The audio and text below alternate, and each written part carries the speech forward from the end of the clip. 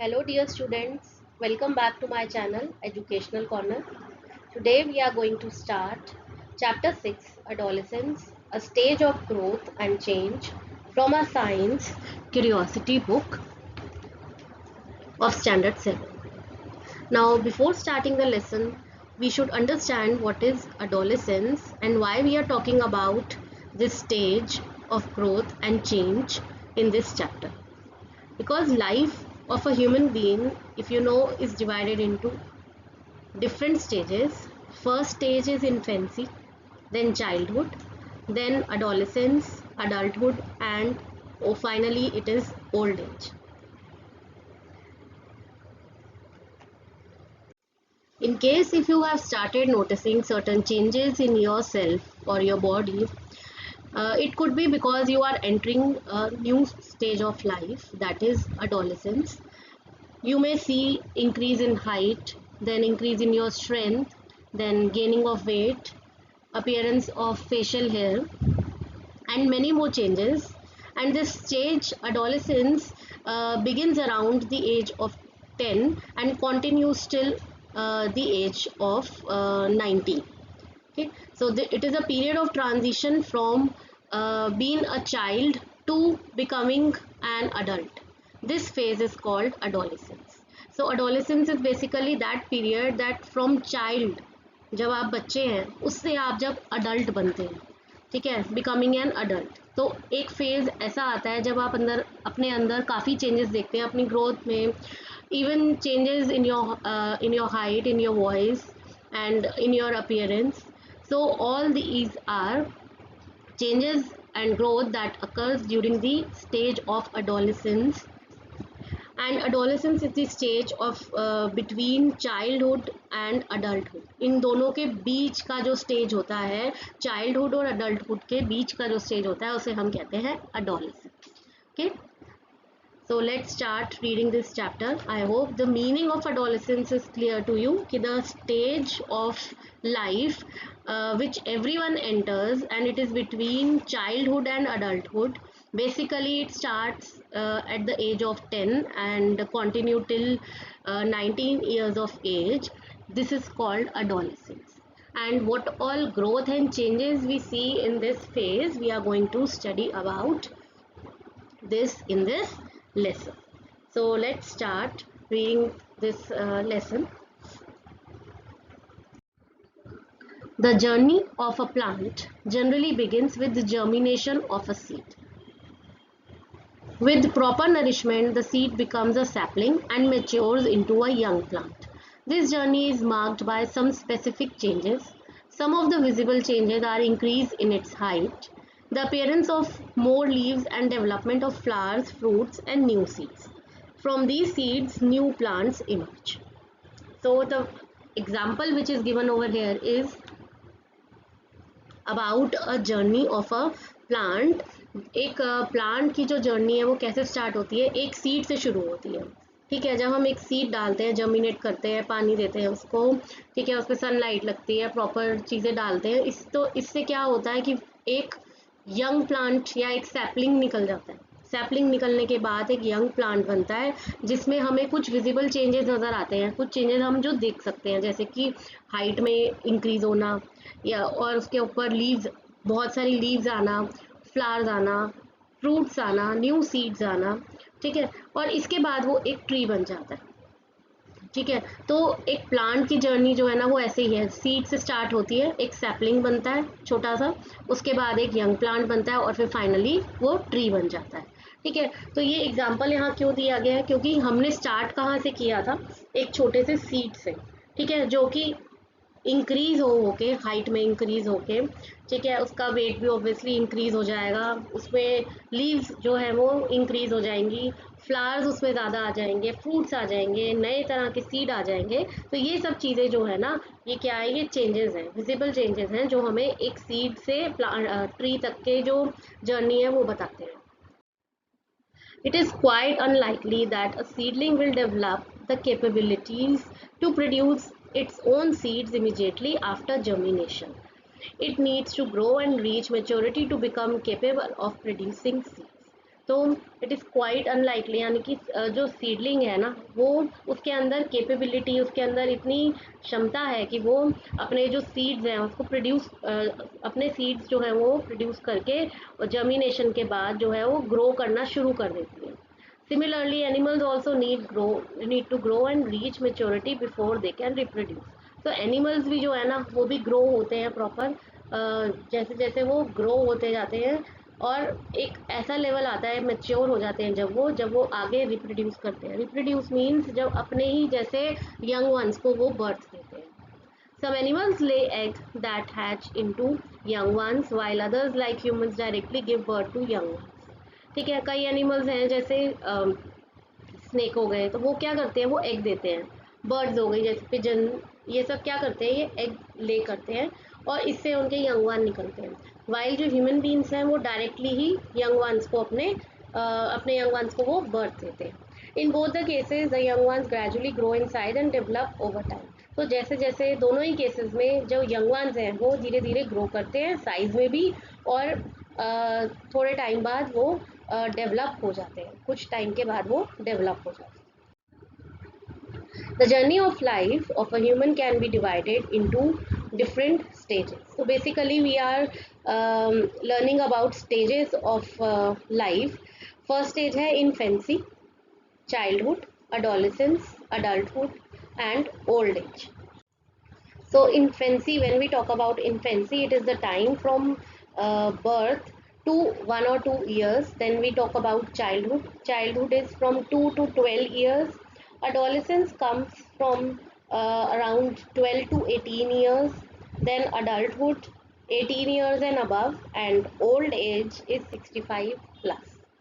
Okay, so there are 5 stages. Infancy, जब हम बहुत ही छोटे हो, जब हम बर्थ लेते हैं वो इन्फेंट कहलाता है, वो टाइम इन्फेंसी कहलाता है।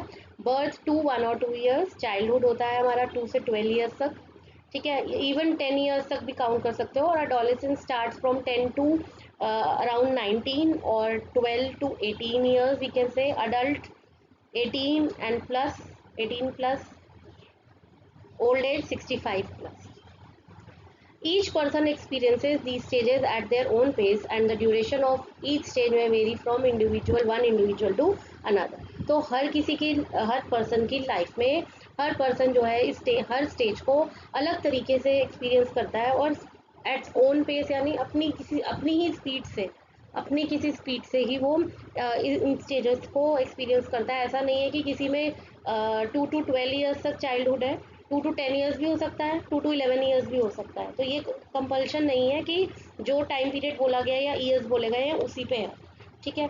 एंड द ड्यूरेशन, जो ड्यूरेशन है, जैसे टाइम जो लिमिट हमने बताया है वो भी हर इंडिविजुअल में डिफर करता है। From infancy to adulthood our bodies undergo various changes. जैसे ही इन्फेंसी, जब हम पैदा होते हैं, ठीक है, फ्रॉम बर्थ मतलब जब इन्फेंट है, फ्रॉम बर्थ टू अडल्टहुड, जब तक हम बड़े होते हैं, 18 years के होते हैं, तब तक हमारी बॉडीज़ में अलग अलग तरह के चेंजेस आते हैं। Until around 10 to 12 years of age, most changes are related to height and wait.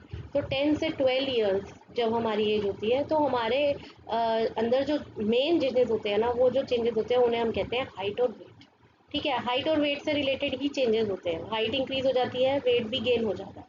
After this other noticeable changes begin in to occur, marking the onset of adolescence, ठीक है।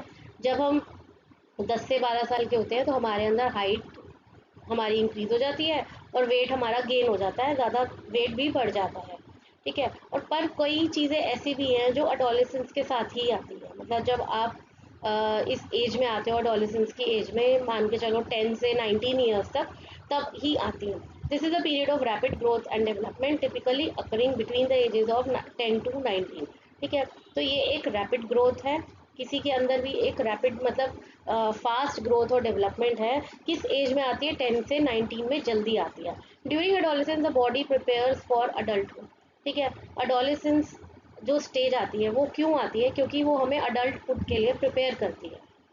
Humans like most other living beings can not reproduce immediately after their birth. their bodies need to grow and reach a stage of maturity to be able to reproduce. तो humans जो हैं वो एक cannot reproduce immediately after birth. ठीक है, अगर कोई हम कहीं छोटा सा बच्चा है और उसको आगे बर्थ देना है या रिप्रोड्यूस करना है तो वो नहीं कर सकता.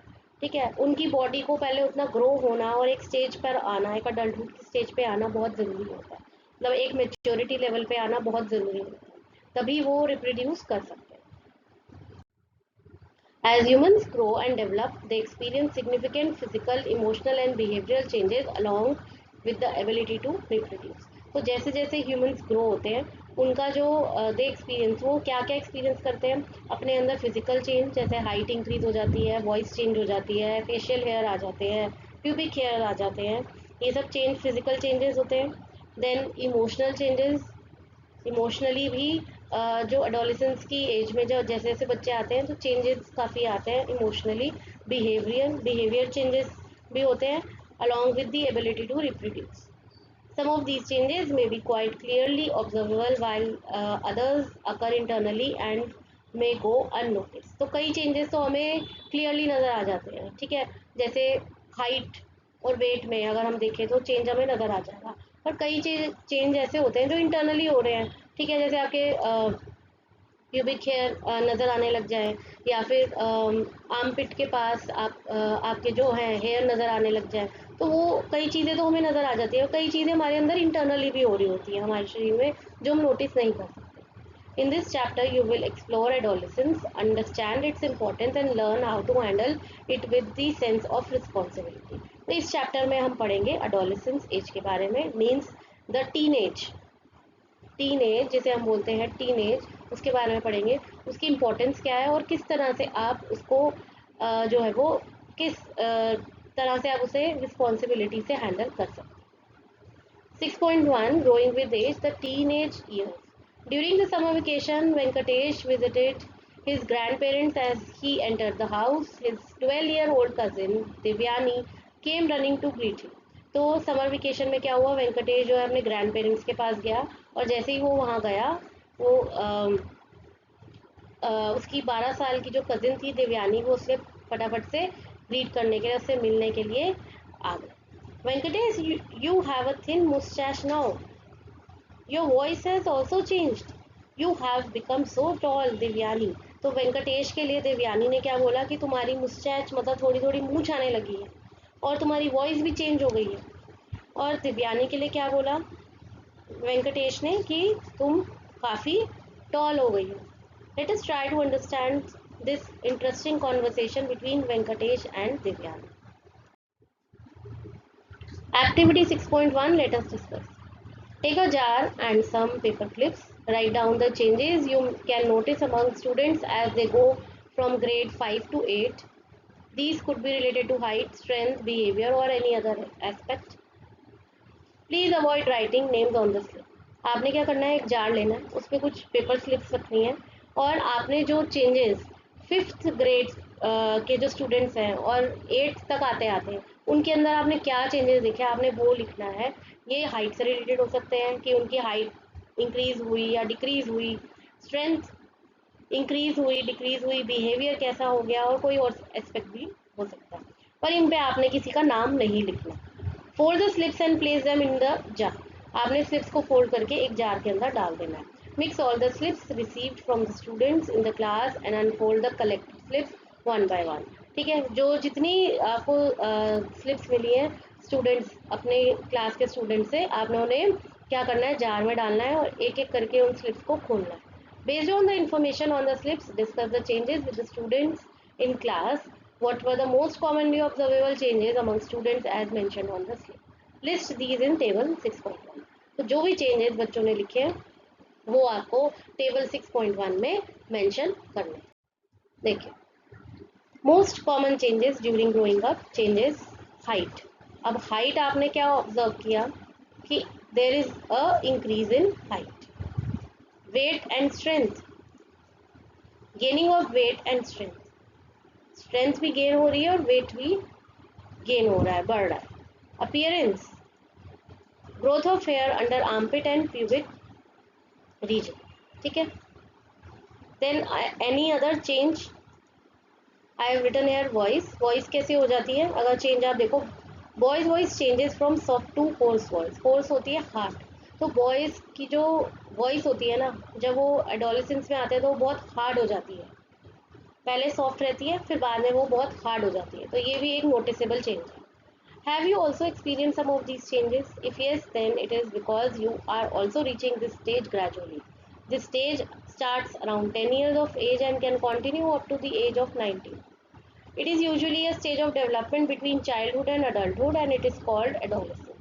तो ये जो एक्सपीरियंस है, क्या आपने भी ये चेंजेस जो है एक्सपीरियंस करें हैं? अगर करें हैं तो इसका मतलब आप भी इस स्टेज की तरफ ही जा रहे हैं। ये स्टार्ट होती है 10 ईयर्स में और 19 ईयर्स तक कंटिन्यू करती है, और ये चाइल्डहुड और अडल्टहुड के बीच का स्टेज होता है जिसे हम कहते हैं adolescence. While analyzing table 6.1, you might have noticed the following. So the first change is increase in height from birth. Our body undergoes continuous growth and development, including an increase in height. Birth से लेकर हमारी body जो है ना वो continuously growth करती है, growth भी होती है और डेवलप भी होती है। इससे कैसे? Increase in height, height increase होती रहती है। However the increase in height becomes more prominent during adolescence, और एडोलेसेंस में हाइट जो है वो ज़्यादा आपकी इंक्रीज होती है। Changes in body structure, weight gain and strength. As boys grow, it might be seen that along with growing taller, they gain weight. Their shoulders might become a bit broader and their chest may get wider. तो boys जैसे जैसे बड़े होते हैं तो वो लंबे भी होते जाते हैं, उनका वेट भी बढ़ जाता है, उनके शोल्डर्स जो हैं वो ब्रॉड हो जाते हैं और चेस्ट भी वाइड हो जाती है। Girls also undergo changes in height and weight, girls के अंदर भी हाइट में भी और वेट में भी चेंज आता है। And other bodies like development of breast, उनकी ब्रेस्ट भी डेवलप हो जाती है। Changes in voice in adolescent boys the growth of voice box leads to voice that sounds hoarse।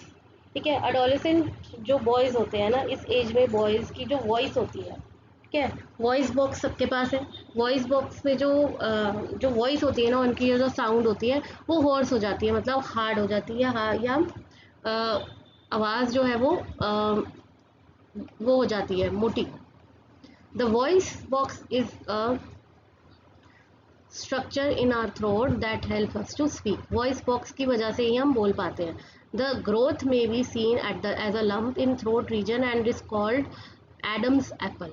ठीक है, ये जो ग्रोथ नज़र आती है ना, वो बॉयज़ के यहाँ पे थ्रोट के पास एक बम्प सा बना होता है, जैसे आप पिक्चर में देख सकते हो। बम्प यानी थोड़ा सा ऊंचा सा यहाँ से उभरा हुआ सा बना होता है, और इसे बोलते हैं एडम एप्पल। इस वजह से क्या होता है, बॉयज़ की जो आवाज़ होती है वो भारी हो जाती है। However, it is not noticeable in every individual. The voice box also grows in adolescent girls, but it is not as big as in the boys, leading to only slight changes in voice. तो girls में भी adolescent as में आके voice जो है वो change हो जाती है, पर वो इतनी ज़्यादा नहीं होती, स्लाइट चेंज होता है वॉइस में, बट बॉयज़ में ज़्यादा नज़र आता है। Appearance of hair in different parts of body. Both boys and girls experience the growth of hair in different parts of their body, such as armpits and pubic region. तो boys and girls जो है दोनों के ही hair की growth हो जाती है, कहाँ कहाँ पर, जैसे armpits and pubic region। ठीक है, both boys often develop facial hair which later grows into mustache and a beard as they move towards adulthood। तो बॉयज़ जो है ना, उनके फेस पे ना बहुत बाल आ जाते हैं। फेशियल हेयर मीन्स फेस पर बाल आ जाते हैं, जो बाद में मुस्टैच यानी कि मूछ, और बियर्ड यानी कि दाढ़ी, अडल्टहुड में वो दाढ़ी भी रखते हैं और मूछ भी रखते हैं। सम बॉयज़ में ऑल्सो डेवलप चेस्ट हेयर, कई बॉयज़ में चेस्ट पे भी हेयर आ जाते हैं और बैक पे भी हेयर आ जाते हैं। Though few boys may have no significant hair growth, पर कई बॉयज़ ऐसे भी होते हैं जिनकी हेयर ग्रोथ नहीं होती। Variation in and timing of appearance of hair growth is completely normal. तो ये जो वेरिएशन है हेयर ग्रोथ का, ये कम्प्लीटली नॉर्मल है। वेरिएशन मतलब ये जो चेंज है, ज़रूरी नहीं है कि हर बॉय की इसी एज पे आके हो, वो किसी भी एज पे हो सकती है। Changes in facial hair, emergence of pimples. Another common occurrence during the adolescent year is a skin condition called acne, in which small reddish pimple appear. एक और जो adolescent में प्रॉब्लम आती है, जो adolescence एज में बच्चे होते हैं उनको एक और प्रॉब्लम होती है स्किन की. स्किन कंडीशन मतलब वो जैसे ऑयली फूड बहुत ज़्यादा कंज्यूम करते हैं तो उनको रेडिश पिंपल्स हो जाते हैं फेस पे. This are commonly visible on face. ये फेस पर नज़र आते हैं. Acne occurs due to increase in oily secretion from skin. Skin से जब ऑयल निकलता है बहुत ज़्यादा, ऑयली खाने की वजह से भी और जंक फूड खाने की वजह से भी ये जो है, ये ऑयल जो है वो स्किन से निकलना शुरू हो जाता है during adolescence. That can clog the skin pores and lead to infection.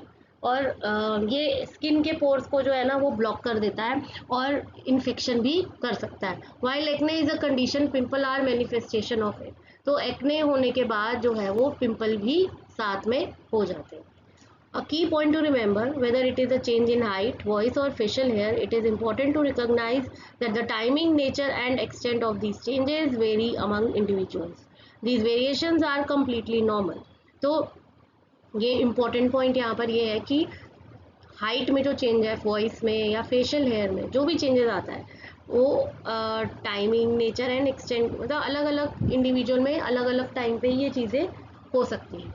Each person experiences adolescence at his or her own pace and its duration also varies from one person to another.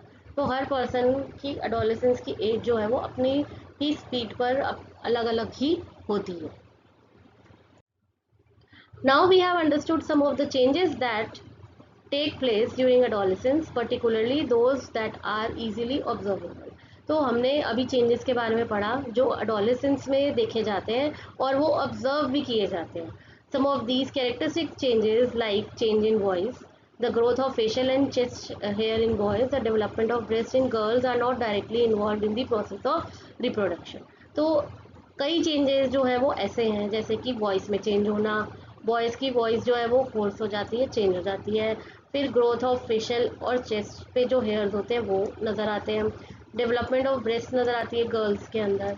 तो ये सारी चीज़ें जो है ना ये किसी भी रिप्रोडक्शन के प्रोसेस में डायरेक्टली इन्वॉल्व नहीं है. However, these characteristic changes help distinguish male from female. ये जो चेंजेस हमें देखने को मिलते हैं ये रिप्रोडक्शन की प्रोसेस में इन्वॉल्व नहीं होते, बल्कि ये मेल्स को फीमेल से अलग करने की हमारे जो है वो हम ये चेंजेस हम बताते हैं, डिस्टिंग्विश करते हैं, डिफरेंस बताते हैं मेल और फीमेल का. For this reason they are called secondary sexual characteristics. तो इनको हम बोलते हैं सेकेंडरी सेक्सुअल कैरेक्टरिस्टिक्स. किसको बोलते हैं? जो ऐसे चेंजेस जो मेल को फीमेल से डिस्टिंग्विश करते हैं उनको. Secondary sexual characteristics are natural signs that the body is preparing for adulthood. तो ये ऐसे नेचुरल साइंस होते हैं जो हमारी बॉडी को अडल्टहुड के लिए प्रिपेयर करते हैं. They mark the onset of puberty. तो प्यूबर्टी क्या होती है? ये प्यूबर्टी के ऑनसेट मतलब ये प्यूबर्टी की स्टार्टिंग है. Puberty is a stage in which body of an adolescent undergo external and internal changes to develop into an adult capable of reproduction. तो प्यूबर्टी एक ऐसी स्टेज आती है जब एक एडोलेसेंट के अंदर एक्सटर्नल चेंजेस और इंटरनल चेंज, एक्सटर्नल बाहर के चेंजेस और इंटरनल चेंजेस दोनों ही डेवलप हो जाते हैं और वो एक अडल्ट बनने के उसमें जो है into an adult capable of, एक अडल्ट बन जाता है और वो एक रिप्रोडक्शन के प्रोसेस में जो है वो आ सकता है. Changes that indicate reproductive capability. अब किन केपेबिलिटीज़ या किस चेंज की वजह से रिप्रोडक्शन हो सकता है? Adolescence is marked not only by observable changes but also by internal changes that are not visible from outside. तो adolescence में ऐसे observable changes हमें नज़र आते हैं जो internally भी होते हैं. ठीक है, कई changes internally होते हैं तो वो changes भी हमें जो है वो नज़र नहीं आते, वो observe नहीं कर सकते. One such change is maturation of various parts involved in the process of reproduction. Both boys and girls experience such changes gradually and these changes are natural part of process of growing up. Boys and girls दोनों ही इससे experience करते हैं. ये ऐसे changes हैं जो एक natural part है ग्रोइंग अप का. An important internal change associated with adolescent girl is the onset of menstrual cycle.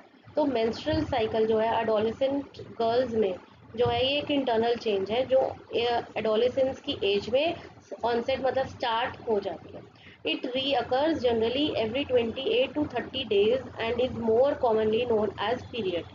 तो ये रीअकर होती है मतलब दोबारा से आती है 28 से 30 डेज की साइकिल होती है और ये 28 से 30 डेज के बाद दोबारा से आती है और इसे हम पीरियड भी बोलते हैं. Many healthy girls may have longer or shorter menstrual cycle ranging from 21 to 35 days. तो कई हेल्दी गर्ल्स हैं जिन हेल्दी गर्ल्स होती हैं जो जिनकी साइकिल एक्सीड भी कर जाती है, लॉन्गर भी हो सकती है और शॉर्टर भी हो सकती है. ठीक है, वैसे नॉर्मल होती है 28 टू 30 डेज के बाद ये रिपीट हो जाती है, बट कईयों में 21 से 35 डेज तक भी खिंच सकती है कि कईयों को 21 डेज के बाद ही हो गया, ठीक है, शॉर्ट हो गया, और कईयों को 35 के बाद होता है तो वो लॉन्ग हो गया. The menstrual cycle is an important natural process and is one of the science of good reproductive health. कि जिसकी हेल्थ रिप्रोडक्टिव हेल्थ अच्छी होगी ये उसका साइन है menstrual cycle. The phase of the cycle when blood discharge occurs from the body is called menstruation. तो जब girls की बॉडी से इस एज में ब्लड डिस्चार्ज होता है जिसे हम बोलते हैं menstruation. It may last for 3 to 7 days. तो ये 3 से 7 दिन तक चलता है. Some girls may feel pain or discomfort in the lower abdomen during these days. कई गर्ल्स को पेन भी होता है और डिस्कम्फर्ट भी फील होता है. कहाँ पर? लोअर एब्डोमेन में पेन होता है और डिस्कम्फर्ट फील होता है इन डेज में. Usually by the age of 45 to 55 menstruation stop naturally marking the end of reproductive capability in a woman's life. तो एक एज के बाद यानी कि 45 से 55 के बीच में मेंस्ट्रुएशन अपने आप ही ख़त्म हो जाती है.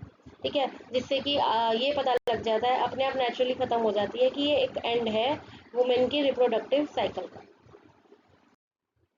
Breaking myths about menstruation.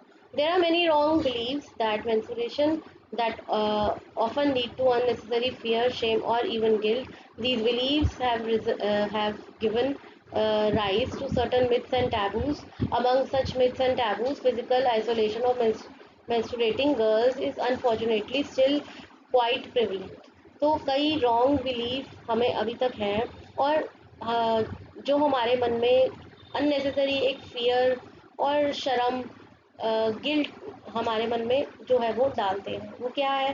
जैसे कई मिथ और कई मिथ्स फैली हुई हैं जैसे कि जो भी गर्ल जिसको मेंस्ट्रुएशन हो उसको आप आइसोलेट कर दो, अलग कर दो.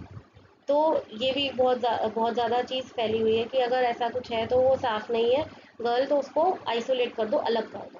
Menstruation is a natural process and such myths have no scientific base. तो ऐसे मिथ्स जो है वो गलत है, इनका कोई बेस नहीं है. By encouraging a scientific outlook towards menstruation, we can help society appreciate the need to promote good reproductive health of women and contribute positively towards a healthier lifestyle for women. तो अगर हम इन इस menstruation के लिए हम appreciate करें और women's को इनकरेज करें, ठीक है, उनकी ताकि वो अपनी जो गुड हेल्थ है, गुड रिप्रोडक्टिव हेल्थ है उसे और ज़्यादा पॉजिटिवली ले सकें. ठीक है, हेल्दियर लाइफ जीने के लिए. Adolescence is not just about physical changes or changes associated with reproductive capability, but also about emotional and behavioral changes. Let us discuss them. तो adolescence सिर्फ physical changes के बारे में बात नहीं है, but और भी changes हमारी body में जो होते हैं associated with reproductive capability, but also about emotional and behavioral changes. हमारी जो एडोलसेंस में इमोशनल और बिहेवियर चेंजेस, इमोशनली और बिहेवियर वाले चेंजेस भी होते हैं. Emotional and behavioral changes in adolescence. Activity 6.2. Let us list.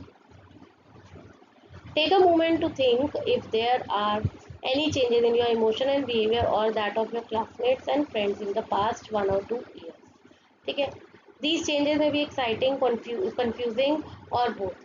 तो आपने क्या करना है? आपने नोट करना है कि क्या इमोशंस में, बिहेवियर में कोई ऐसा चेंज है जो लास्ट 1 या 2 साल में आपकी क्लासमेट में या फिर किसी फ्रेंड में आपने बहुत ज़्यादा देखा हो. Let us list some emotional changes along with their probable effect on behavior and ways to for positive growth and development. तो यहाँ हमें एक टेबल दे रखा है, table 6.2 emotional changes, their probable effects on behavior and ways for positive growth and development. Key emotional changes: mood swings, then strong emotions, and then we have to write any other. ठीक है. Probable effect on behavior: mood swings कब होते हैं? Engage in varied activities like music, dance or sports. Ways for positive growth and development: self exploration and involvement in activities that may lead to creativity and innovation. ठीक है. तो हमें यहाँ पे की चेंज, इमोशनल चेंज लिखना है कि इमोशनल चेंज हुआ, उसका क्या इफेक्ट था आपके बिहेवियर पे. ठीक है. और फिर उसे आपने किस तरह से पॉजिटिव वे में लिया. ठीक है. तो फर्स्ट मूड स्विंग्स है. आप probable effect on behaviour, behaviour पे क्या इफेक्ट हुआ कि आपने अपने आप को म्यूजिक, डांस और स्पोर्ट्स में इंगेज कर लिया. ठीक है. Ways for positive growth, positive way में हम इसे कैसे लें, पॉजिटिव ग्रोथ और डेवलपमेंट हो, ताकि हम सेल्फ अपने आप को एक्सप्लोर कर सकें और अपने आप को एक्टिविटीज़ में इन्वॉल्व कर सकें ताकि क्रिएटिविटी और innovation. Strong emotion, increase sensitivity. ठीक है. इसका बिहेवियर पे क्या इफेक्ट हुआ कि सेंसिटिविटी इंक्रीज हो गई. Compassion, involvement in social work. Any other, तो एनी अदर में यहाँ मैंने डाला है स्ट्रेस. ठीक है. कि इमोशनल चेंजेस हमारे अंदर जो आते हैं एडोलेसेंस में, स्ट्रेस भी है. सेल्फ डाउट, कि सेल्फ पे डाउट होता है कई बार, अपने आप पे कंफर्म नहीं होता कि हम कर पाएंगे ये चीज़ या नहीं कर पाएंगे. तो और इसमें हम क्या कर सकते हैं, प्रैक्टिसिंग रिलैक्सेशन टेक्निक्स. ठीक है. जैसे योगा हो गई, any other kind of meditation exercises, तो वो अगर आप प्रैक्टिस करें तो इससे आपका सेल्फ डाउट और स्ट्रेस जो है वो कम हो जाए. While discussing table 6.2, you may have explored the diverse behavior changes in adolescent. This is because adolescence is often marked by stronger emotion than childhood. These emotions might affect adolescents' behavior, like taking up, joining social initiatives to support the needy and disadvantaged, or developing deeper interest in new areas.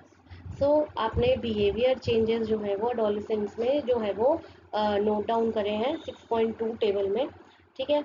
ये जो है ना, ये बहुत stronger होते हैं adolescence में childhood से. चाइल्डहुड, बचपन में आपके वो जो बिहेवियर चेंजेस होते हैं वो इतने स्ट्रॉन्ग नहीं होते जितने एडोलेसेंस में आके वो स्ट्रॉन्ग हो जाते हैं.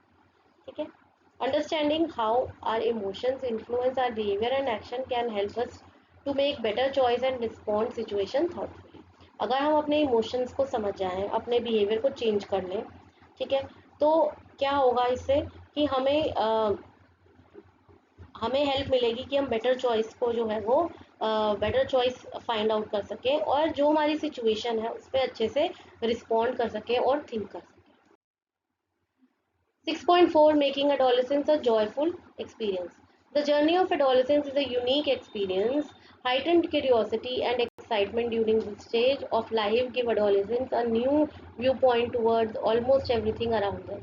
ठीक है. तो एडोलेसेंस की जो एज है ना, इस एज में क्या होता है कि क्यूरियोसिटी मतलब बहुत एक्साइटमेंट होती है और जानने की इच्छा होती है आपको हर चीज़ को.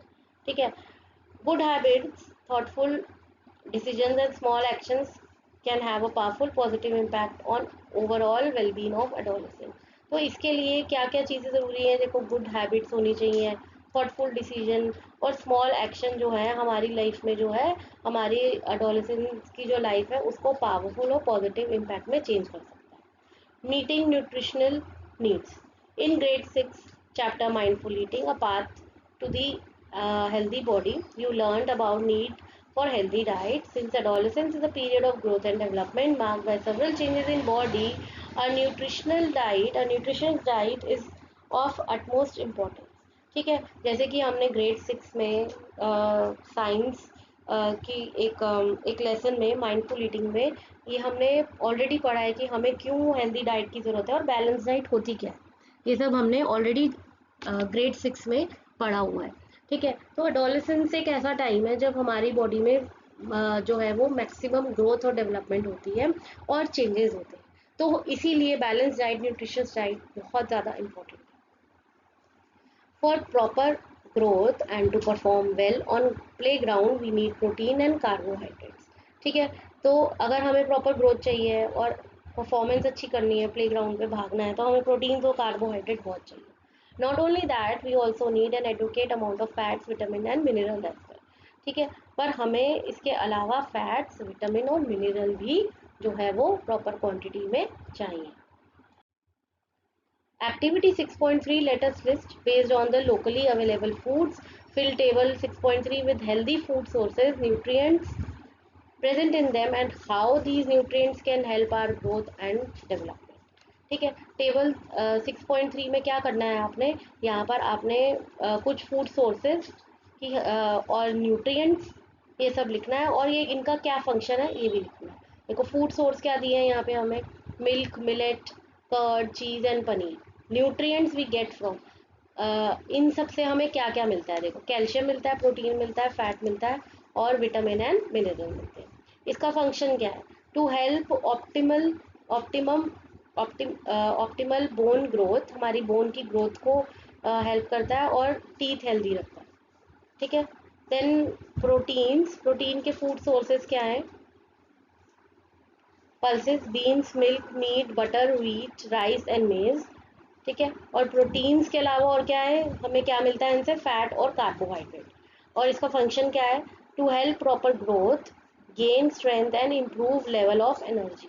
ये हमारे अंदर प्रॉपर ग्रोथ, स्ट्रेंथ को इंक्रीज करते हैं, एनर्जी का लेवल इंक्रीज करते हैं और रिपेयर दी डैमेज सेल. हमारे अंदर जो डैमेज, हमारे जो सेल ऐसे हैं जो डैमेज हो जाते हैं, खराब हो जाते हैं, उनको दोबारा से ये रिपेयर करते हैं.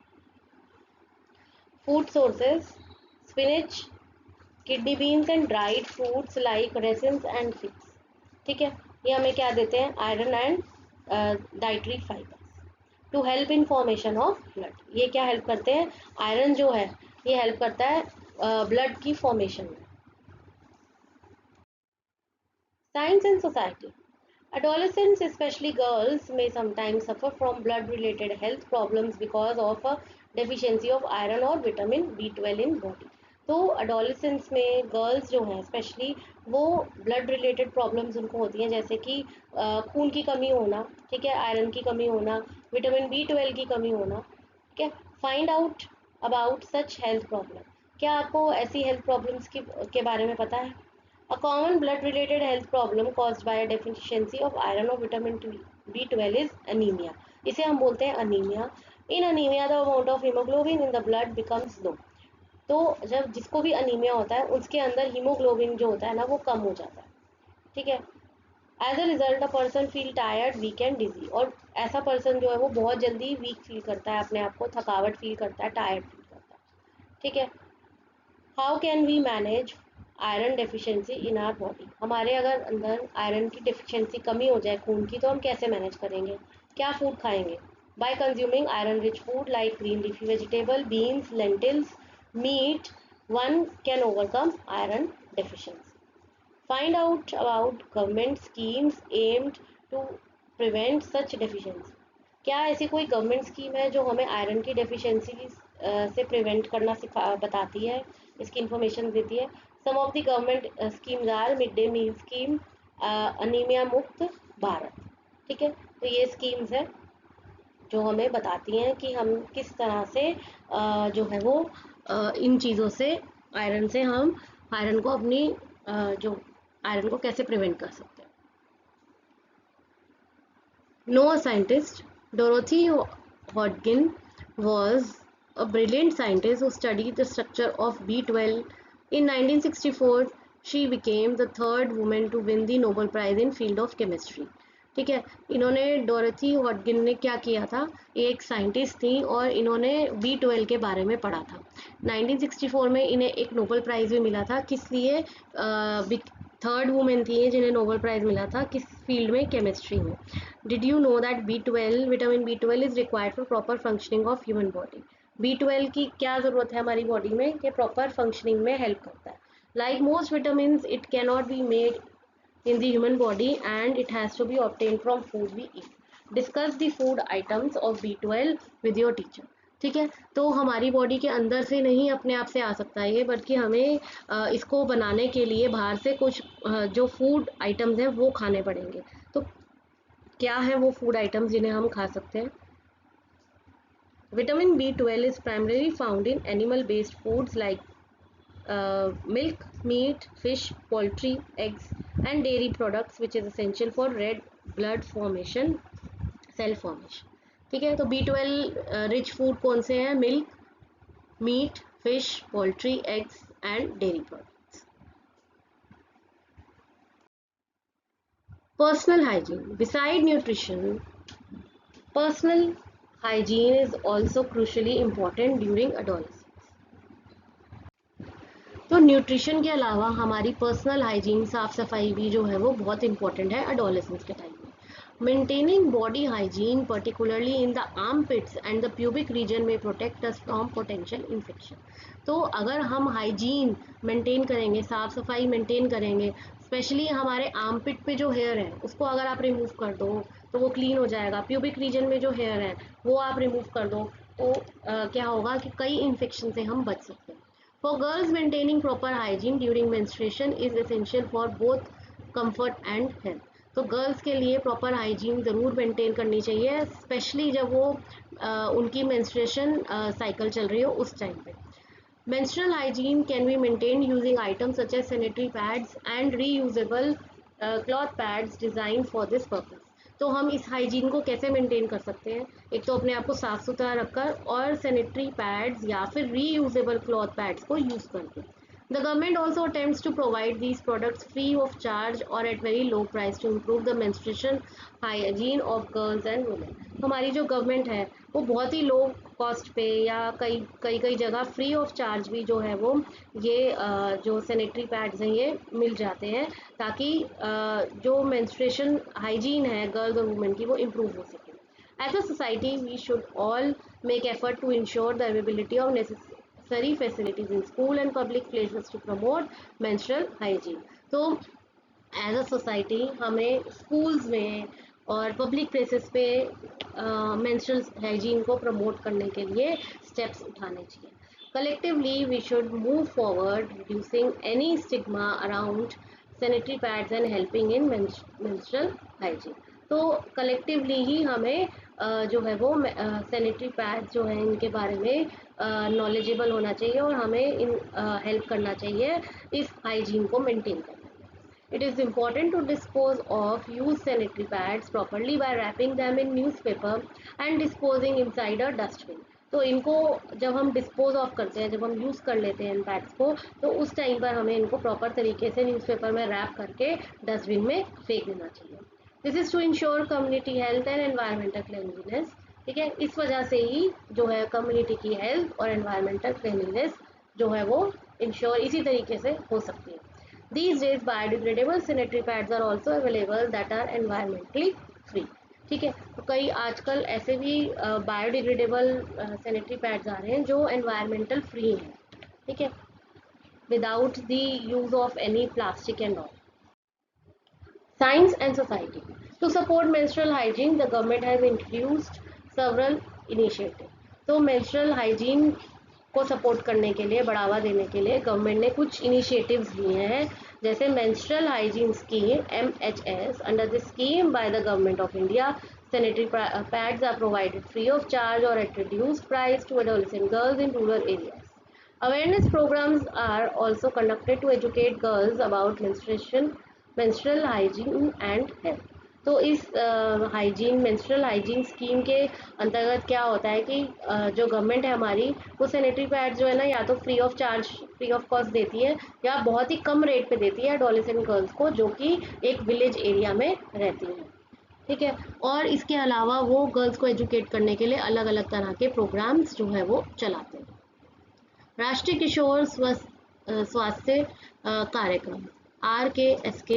It aims to improve the overall health of adolescents, including menstrual health and hygiene. It encourages peer education where older students help younger ones learn about these topics. ठीक है, तो राष्ट्रीय किशोर स्वास्थ्य कार्यक्रम के अंतर्गत क्या है कि ये जो है ये एडोलेसेंट्स की ओवरऑल हेल्थ को इम्प्रूव करने के लिए जो है ये काम करते हैं और ये इनकरेज करते हैं पेयर एजुकेशन, यानी कि जो हमारे हमसे जो बच्चे जो स्टूडेंट्स जो हैं वो ओल्डर हैं, ठीक है, जो हायर क्लासेस में पढ़ रहे हैं वो छोटी क्लास के बच्चों को इन टॉपिक्स के बारे में बताते हैं। Suvidha Sanitary Napkin Initiative. Under this initiative, biodegradable sanitary napkins pads are provided at affordable prices through Jan Aushadhi Kendras. The initiative aims to improve access to menstrual hygiene products for women and adolescent girls. तो इस initiative के अंतर्गत सुविधा sanitary napkin, इसमें क्या है कि biodegradable sanitary pads provide करते हैं बहुत ही रीजनेबल प्राइस पे। और कौन प्रोवाइड करता है? जन औषधि केंद्र, ठीक है। ये भी किस लिए है? ताकि वो मेंस्ट्रुअल हाइजीन प्रोडक्ट्स जो है वो इजीली एक्सेसिबल हो, सबको आसानी से सबके पास पहुंच जाए, वुमेन और गर्ल्स के पास। State level initiative. Various state governments have their own programs such as Suchi scheme in Karnataka and free sanitary napkin scheme in states like Tamil Nadu and Odisha, ठीक है। और कई स्टेट्स जो हैं state government के अपने तरीके के प्रोग्राम है, जैसे सुची स्कीम कर्नाटका में और फ्री सैनिटरी नैपकिन स्कीम जो है वो तमिलनाडु और उड़ीसा में। These programmes aim to distribute free sanitary pads in government school. तो ये जो प्रोग्राम्स हैं इसमें क्या होता है कि फ्री सैनिटरी पैड्स जो है वो गवर्नमेंट स्कूल में जो है बांटे जाते हैं। Physical activities. Regular exercise and physical activities are also very important during adolescence. Do you exercise regularly or participate in games or sports? What kinds of exercises do you do? These activities will keep your body and mind fit and healthy, build up your stamina and boost your mood, ठीक है। तो regular exercise भी और physical activities दोनों ही adolescence में बहुत ज़रूरी है, क्योंकि ये एक्टिविटीज़ ऐसी हैं जो हमारी बॉडी और माइंड को भी फिट रखती हैं, हेल्दी रखती हैं और हमारा जो स्टेमिना है, ठीक है, उसको इंक्रीज करती हैं, बढ़ाती हैं और हमारे मूड को भी चेंज करती हैं, ठीक है। तो इसलिए regular exercise and physical activities भी important. Balanced social life. We all live in a society and interact with each other in our day-to-day life. हम एक ऐसी सोसाइटी में रहते हैं जहाँ पर हम रोज़ ही किसी ना किसी से इंटरेक्ट करते हैं।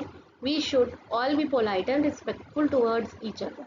तो जब हम किसी से बात करते हैं तो हमें बहुत ही पोलाइट होकर और रिस्पेक्टफुल तरीके से एक दूसरे से बात करनी चाहिए। It helps create a favourable and safe environment. इस वजह से क्या होगा कि एक अच्छा पॉजिटिव एनवायरनमेंट, सेफ एनवायरनमेंट जो है वो नजर आएगा। Since adolescence is a stage of life marked by new experiences and emotions, we must be thoughtful and responsible while interacting with others. तो adolescence एक ऐसी स्टेज है जिसमें हम न्यू एक्सपीरियंसेस और इमोशंस हमारी लाइफ में आते हैं। तो हमें जब किसी से बात करनी है तो हमें रिस्पॉन्सिबली और थॉटफुल होकर किसी से इंटरेक्ट करना चाहिए, वेदर इन पर्सन और थ्रू सोशल मीडिया।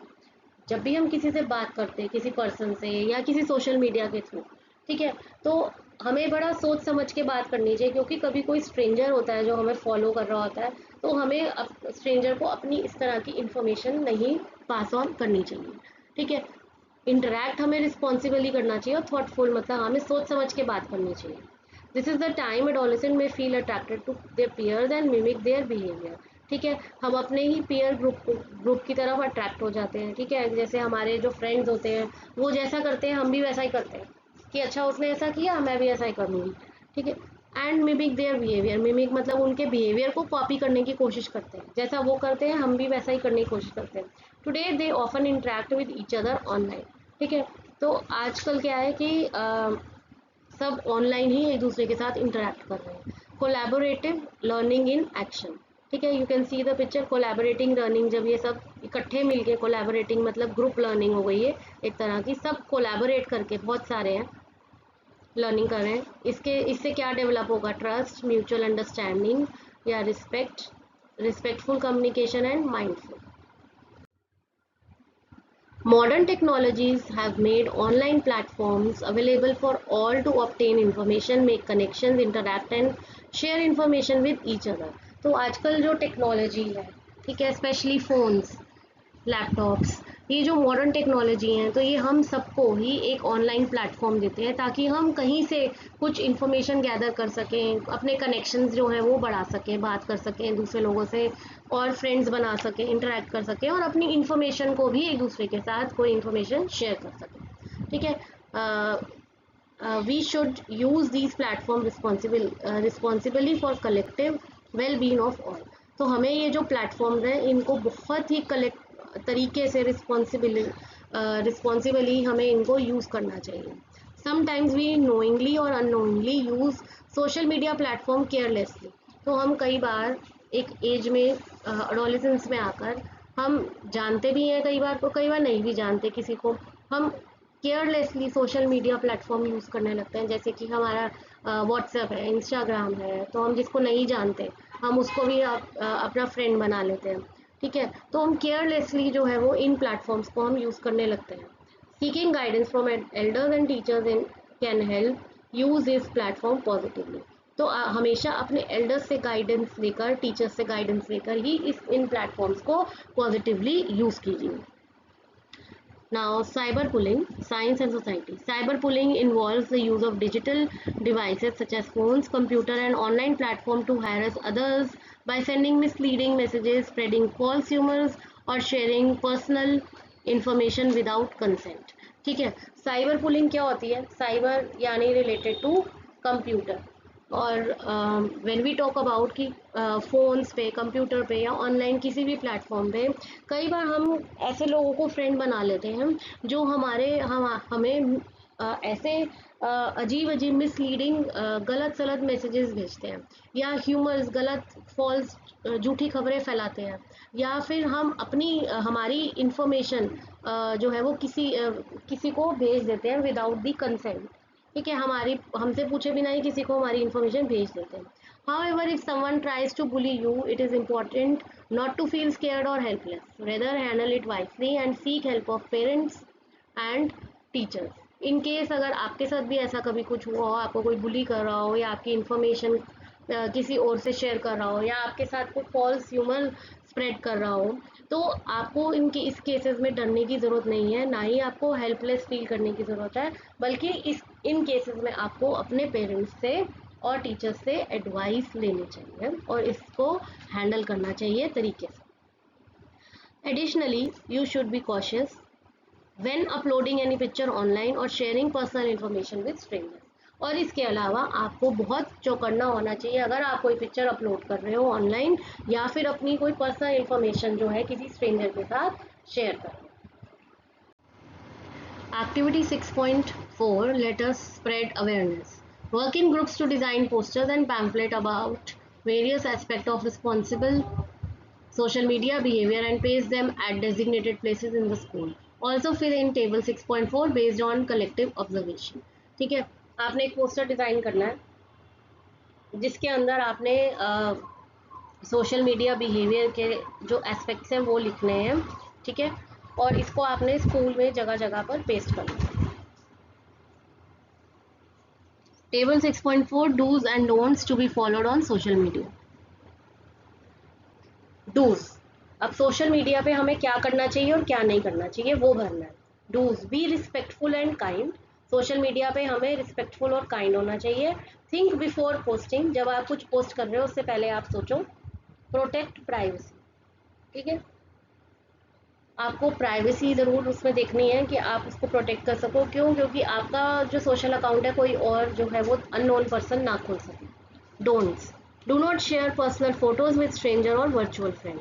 ठीक है, ऐसे फ्रेंड्स जो आपके सिर्फ ऑनलाइन में फ्रेंड्स बने हैं, जिनको आप जानते नहीं, पहचानते नहीं हो, उनको हम कहते हैं वर्चुअल फ्रेंड्स। ठीक है, जो ऑनलाइन में ही फ्रेंड्स बने हैं उनको हम वर्चुअल फ्रेंड्स कहते हैं। ऐसे फ्रेंड्स के साथ या किसी स्ट्रेंजर के साथ अपनी कोई भी पर्सनल फोटो शेयर नहीं करनी चाहिए। Do not share personal information with strangers and virtual friend, और अपनी कोई पर्सनल इन्फॉर्मेशन भी ऐसे स्ट्रेंजर्स या वर्चुअल फ्रेंड्स के साथ शेयर नहीं करनी चाहिए।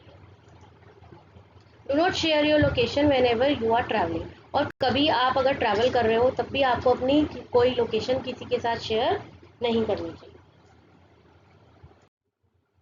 Avoiding harmful substances, learn to say no. Some people, including your peers, may tempt, persuade, or force or create pressure on you to consume harmful substances such as tobacco, gutka, cigarette, bidi, alcohol, or even life-threatening illegal drugs. Since adolescence is marked by curiosity and excitement, adolescents might get influenced by such people and try these substances. ठीक है, कई बार क्या होता है आपके peer में से आपका जो स्कूल का ग्रुप है वो आपको किसी चीज़ को फोर्स करते हैं या प्रेशर डालते हैं या आपको किसी चीज़ का लालच देते हैं, ठीक है, कि कई चीज़ें ऐसी हार्मफुल होती हैं उसको खा लो, जैसे कि टोबैको, गुटखा, सिगरेट, बीड़ी, अल्कोहल या और कोई चीज़ जैसे कि ड्रग्स। ठीक है, तो अडोलेसेंस जो है ना वो अडोलेसेंस एज में एक एक्साइटमेंट होती है, इस वजह से बच्चे जो हैं वो क्या करते हैं इन चीज़ों की तरफ ज़्यादा लुभावित होते हैं और इनको ट्राई करने की कोशिश करते हैं। ठीक है, these substances are not just harmful to physical and mental health but are also addictive. ये चीज़ें सिर्फ एक फिजिकल और मेंटल हेल्थ को ही नुकसान नहीं पहुंचाती बल्कि एडिक्टिव भी है, मतलब इंसान जो है वो इसका आदी बन जाता है, बार बार इसको यूज़ करता है। This means that once people start consuming them they develop a strong urge to take them again and again. एक बार जब इंसान इन चीज़ को शुरू करता है तो वो बार बार उसको लेने की कोशिश करता है और लेता है। Over time they start using them regularly, फिर वो उसको रेगुलरली लेना शुरू करता है। This is called substance abuse, इसको हम कहते हैं substance abuse. You can see the picture, before and after condition of lungs before and after prolonged exposure to bidi cigarette smoke. ठीक है, ये एक पर्सन है जो इसकी कंडीशन देखो लंग्स की, ये बिल्कुल ठीक है, अभी तो वो जो है सिगरेट नहीं पी रहा, बीड़ी नहीं पी रहा, बट जब वो सिगरेट जहाँ पर वो सिगरेट पी रहा है वहाँ पर हाल देखो, वहाँ पर हाल क्या है आफ्टर। ये बिफोर है, बिफोर बिल्कुल क्लियर है और आफ्टर कैसे हो गए, ब्लैक हो गए लंग्स बिल्कुल। Someone who is addicted today we might have started once with just one time। ठीक है, आज जो पर्सन एडिक्टेड है मतलब जिसको आदत ही पड़ चुकी है अब लेने की, उसने स्टार्ट यही बोल के किया होगा कि सिर्फ एक टाइम है, मैं एक टाइम स्टार्ट ले रहा हूँ। Say no to addictive substances the first time and every time. तो हमेशा इन सब्सटेंसेस को फर्स्ट टाइम से ही आपको मना करना है और हर बार इसको आपने मना ही करना है, learn to say no. Using these substances can cause serious health problems such as breathing difficulties, memory loss, and damage to the lungs, depending on the substance. To stay healthy, it is important to completely avoid these substances and make healthy choices instead. It is important to remain firm and confident to your decision no। ठीक है, तो अगर आप ऐसे substance use करते हैं तो आपको हेल्थ इश्यूज हो सकते हैं, जैसे ब्रीदिंग डिफिकल्टी हो गई और मेमोरी लॉस, आपकी याददाश्त जो है वो कमज़ोर हो जाए, आपके लंग्स को डैमेज हो सकता है। ठीक है, और अगर आपको हेल्दी रहना है, ठीक है, तो उस आपने इन चीज़ों को अवॉइड करना है, सिंपली नो बोलना है, आपने फर्म रहना है, मतलब एक चीज़ पर टिक जाना है और कॉन्फिडेंट होकर नो ही बोलना है। The first step to overcoming addiction is seeking help and support from family and friends and talking to trusted people such as parents और teachers। तो सबसे पहला स्टेप जो है ना इसको इस एडिक्शन को ओवरकम करने का वो ये है कि आप अपने फैमिली मेम्बर्स से, फ्रेंड से हेल्प लो और अपने ट्रस्टेड जो लोग हैं आपके, जैसे आपके पेरेंट्स हो गए, आपके टीचर्स हो गए, उनसे बात करो। Counselling and medical advice can also be helpful in handling such situation. Counselling से भी और मेडिकल एडवाइस से भी, ठीक है, मेडिकल मेडिसिन से भी और काउंसलिंग करने से भी ये सिचुएशंस हैंडल हो सकती है। Remember your health and future are in your hands, choose wisely. तो आपकी जो हेल्थ है और जो आपका फ्यूचर है वो आप ही के हाथ में है, इसलिए आपको इसको बहुत ही सही तरीके से यूज़ करना है। Science and society. नशा मुक्त Bharat Abhiyan. The Nasha Mukta Bharat Abhiyan was launched by Ministry of Social Justice and Empowerment, Government of India. It intends to reach out to the masses and spread awareness on the issue of avoiding substance abuse that through active participation of youth, women and community. The special focus is on prevention of substance abuse among early age children। तो नशा मुक्त भारत अभियान जो है ना, इसमें क्या किया गया है कि अवेयरनेस स्प्रेड करी गई है किस बारे में, ताकि जो ये जो सब्सटेंस है इसको अवॉइड कर सके। ठीक है। स्पेशली यूथ, वुमेन और कम्युनिटी जो है वो ऐसे सब्सटेंसेस को अवॉइड कर सके। और स्पेशल फोकस किसके ऊपर है? तो स्पेशल फोकस है prevention of substance abuse among the early age children. Early age और छोटी एज के जो बच्चे हैं उनके ऊपर इस पर स्पेशल फोकस है कि वो इन चीज़ों में ना पड़े। The government has launched a National De-Addiction Helpline 14446 to deal with drug addiction and to help drug addicts। तो गवर्नमेंट ने एक नेशनल डी एडिक्शन हेल्पलाइन भी ली है। कौन सी? नंबर है 14446, जिससे कि आप ड्रग एडिक्शन से और ड्रग एडिक्ट्स की हेल्प की जा सकती है। 6.5 The Why question for adolescents। We now understand the different changes in adolescence and also know some ways to handle it with a sense of responsibility. But I wonder why these changes occur at this stage of life। ठीक है, तो अब ऐसा क्यों होता है कि इस स्टेज में आकर ही चेंजेस होते हैं? Many changes in adolescence, including menstruation and other signs of puberty, are mainly due to hormones, certain chemicals produced in our body. Hormones play a crucial role in regulating various aspects of growth and development, contributing to the proper functioning of body। ठीक है, तो ये changes जो हमारी body में होते हैं adolescence में, जैसे मेंस्ट्रुएशन और प्यूबर्टी, ये जो चेंजेस होते हैं ये क्यों होते हैं? हार्मोन्स की वजह से। हार्मोन्स क्या है? एक केमिकल जो हमारी बॉडी में प्रोड्यूस होते हैं। ठीक है, ये हमारी बॉडी में ग्रोथ और डेवलपमेंट जो है वो लाते हैं। ठीक है, ताकि हमारी बॉडी प्रॉपर तरीके से फंक्शन कर सके। They are produced in different parts of the body and are released at the appropriate time in response to signal from brain। ठीक है, ये हमारी बॉडी में डिफरेंट पार्ट में रिलीज किए जाते हैं और हर तरीके से हर टाइम पर ये हमें हमारे ब्रेन से सिग्नल्स देते हैं। Some hormones influence mood and behaviour. कई हमारे हार्मोन्स ऐसे भी हैं जो मूड और बिहेवियर को चेंज करते हैं। By staying informed, seeking support and guidance when needed, and making healthy decisions, you can build a strong foundation for your life ahead। तो अपने आप को इन्फॉर्म रखना मतलब अपने आप को पूरा इन्फॉर्मेटिव रखना, हर चीज़ की इंफॉर्मेशन होना, गाइडेंस और सपोर्ट लेना, ठीक है, हेल्दी डिसीजंस बनाना, यही आपकी लाइफ को आगे स्ट्रॉन्ग जो है वो बनाएगा। So with this, I have completed the explanation of this chapter। I hope you have understood the chapter, and now I'll come in my next video with the summary as well as the question answers of this chapter। So if you are liking my videos, please do subscribe my channel and share your valuable comment with me, and do share my videos with others also। Thank you so much।